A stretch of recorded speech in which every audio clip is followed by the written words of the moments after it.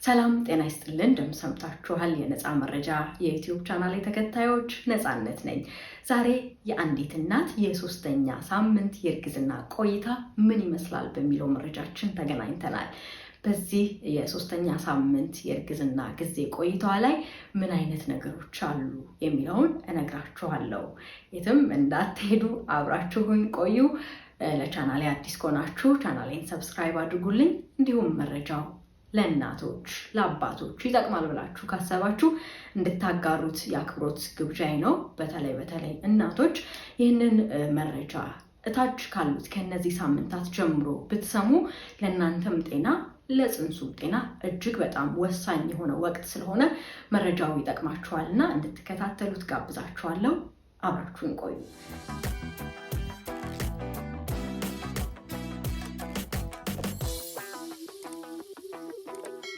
አንዲት የሴቷ እንቁላል ከአንድ የወንድ ዘር ጋር ተዋህዳ ጽንሱ እድገቱን የሚጀምርበት ሳምንት ነው። ሶስተኛው ሳምንት የእርግዝና ጊዜ። እንኳን ደስ አለሽ እናት ለመሆን የመጀመሪያው ደረጃ ላይ ትገኛለሽ። ስለዚህ በዚህ ሶስተኛ ሳምንት ጽንሱ ውህደቱን ከጀመረ በኋላ የእንቁላሉ ስያሜ ዛይጎት ነው የሚባለው ማለት ነው። ስለዚህ ይህ ሴል ወደ ብላስቶሲስ ወደ ተባሉ ክብ ወደሚመስሉ ብዙ ሴሎች ይቀየራል። ይህም ፌሎፒያን ቲዩብ ላይ ነው ያለው እስካሁን። ስለዚህ በዚህ ሳምንት ፌሎፒያን ቲዩብ ላይ ያለው ብላስቶሲስ ሴል ጉዞውን ይጀምራል። ከ3 እስከ 4 ቀን የጉዞ ጊዜ ኖሮት ማህፀን ላይ ይቀመጣል ማለት ነው በዚሁ ሶስተኛ ሳምንት። ስለዚህ እንዳልኳችሁ በዚህ በሶስተኛ ሳምንት ጽንሱ እድገቱን በእርግጠኝነት ይጀምራል። እንዲሁም በዚህ ሳምንት የጽንሱ መጠን 0.1 ሚሊሜትር ነው የሚሆነው። በጣም ትንሽዬ መጠን ነው ያለው። ምናልባትም የመርፌ ቁልፍ አናቷ ላይ ያለችዋን መጠን ይኖረዋል። መርፌ ቁልፍ ሙሉን አይደለም፣ የመርፌ ቁልፍ አናቷን ግን የሚያህል መጠን ይኖረዋል። በዚሁ ሳምንት ሌላ አጋጣሚ ደግሞ አለ። ሁለተኛው ሳምንት ላይ እንቁላልና የወንዱ ዘር ሲገናኙ መንታ የመሆን እድሉንም በዛው ይወስናል ብያችሁ ነበረ። ዛሬ ደግሞ ሌላ አይነት የመንታ እድል የማግኘት አጋጣሚ አለ። ይህም ፍራተርናል ትዊንስ የሚባለው ማለት ነው። ባለፈው ሳምንት አይደንቲካል ነው። ከአንድ እንቁላልና ከአንድ ስፐርም የሚገኝ የመንታ አይነት ሲሆን በዚህኛው ሳምንት ላይ ደግሞ ፍራተርናል የተባለ የመንታ እድል የማግኘት እድል ይኖራል። ይህም ማለት አንድ እንቁላል ከአንድ ስፐርም ጋር አንድ ልጅ ይሆናል። ሌላኛው ደግሞ አንድ እንቁላል ከአንድ ስፐርም ጋር አንድ ልጅ ሆነው በተለያየ እንቁላልና በተለየ አንድ ስፐርምና አንድ እንቁላል የጽንስ ሁኔታ መንታ የሆነ ጽንስ ሁኔታ ሊፈጠር የሚችልበት ሳምንትም ነው። ስለዚህ ይህም አጋጣሚ በዚህ ሳምንት አለ። እንዳልኳችሁ እርግዝና በእርግጠኝነት ስለተፈጠረ የተለያዩ የሚታዩ ምልክቶች ይኖራሉ። አካላዊ ለውጥ ሊኖር የሚችለው ጡት የማበጥ አይነት ስሜት፣ የማደግ አይነት ስሜት ሊሰማት ይችላል አንዲት ሴት በዚህ ሳምንት ውስጥ። ነገር ግን ወደ ሆድ አካባቢ ስንመጣ ምንም አይነት የሆድ አካባቢ ለውጥ ላይኖር ይችላል በዚህ በሶስተኛ ሳምንት። እንደዚሁም ሌላው ምልክት ደግሞ ኢሞሽናል የመሆን ወይንም ደግሞ የስሜት መቀያየር ሊያጋጥማት ይችላል። እርግዝናው በእርግጠኝነት ስለተፈጠረ እርጉዝ በመሆኗ ደስተኛ ልትሆን ትችላለች። የደስታ ስሜት ሊሰማት ይችላል። እንዲሁም ደግሞ በዚህ ሳምንት እርግዝና በትክክለኛ ተፈጥሯል የሚለውን ውጤት ላታቅም ስለምትችል እርጉዝ ነኝ አይደለሁም በሚለው ፍርሃትና የጭንቀት ስሜት ሊሰማት ይችላል። ስለዚህ የስሜት መለዋወጥ በዚህ ሳምንት ውስጥ ሊያጋጥማት የሚችል ምልክት ነው። እንዲሁም የደም መፍሰስ ይኖራል።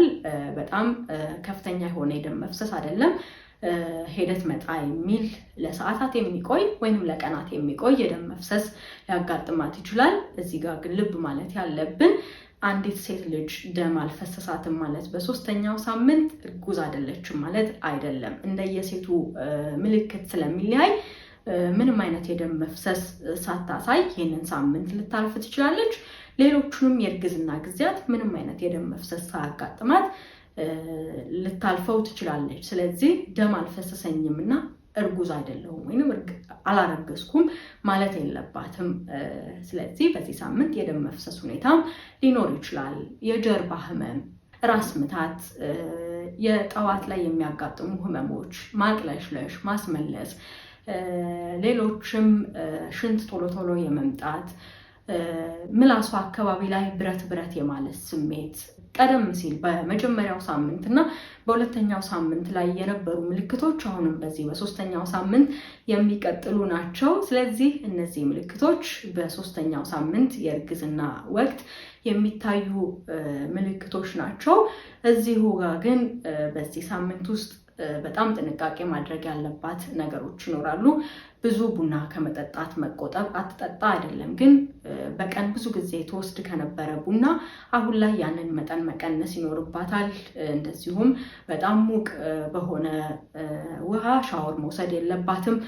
ስቲም ባትገባ፣ ሳውና ባዝ ባትገባ ይመረጣል። ከአልኮል መጠበቅ አለባት። ሌላው ደግሞ እንደዚሁ በሐኪም ያልታዘዙ መድኃኒቶችን ከመውሰድ መከልከል ይኖርባታል። ሌሎችም ከባድ የሆኑ እንቅስቃሴዎችን ባታደርግ ተመራጭ ነው።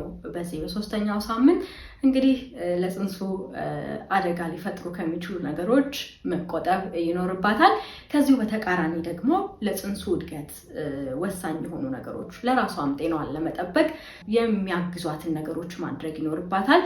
በመጠን እንዲሁም የተመጣጠኑ ምግቦችን መውሰድ መጀመር ይኖርባታል።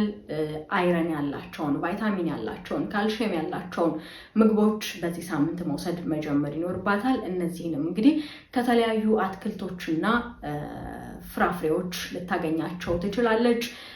የተለያዩ የተመረጡ የአሳ ዘሮችን ብትወስድ፣ እርጎ ብትጠጣ፣ ወተት ብትጠጣ፣ እንቁላል ብትወስድ፣ አረንጓዴ የሆኑ ቅጠላ ቅጠሎችን መመገብ ብትጀምር፣ የሶያ ውጤቶችን መውሰድ ብትጀምር ለጽንሱም እድገት ለእሷም ጤንነት መልካም ነው። በዚህ ሳምንት እነዚህ ነገሮች አሉ።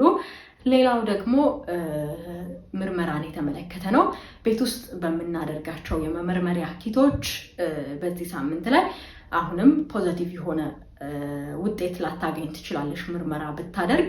ስለዚህ ወደ ጤና ተቋም ሄዳ በዚህ ሳምንት ላይ ምርመራ ብታደርግ በተለያዩ የመመርመሪያ ሂደቶች ጽንስ ስለመኖሩና እርጉዝ ስለመሆኗ እውቅና ሊሰጣት ይችላል።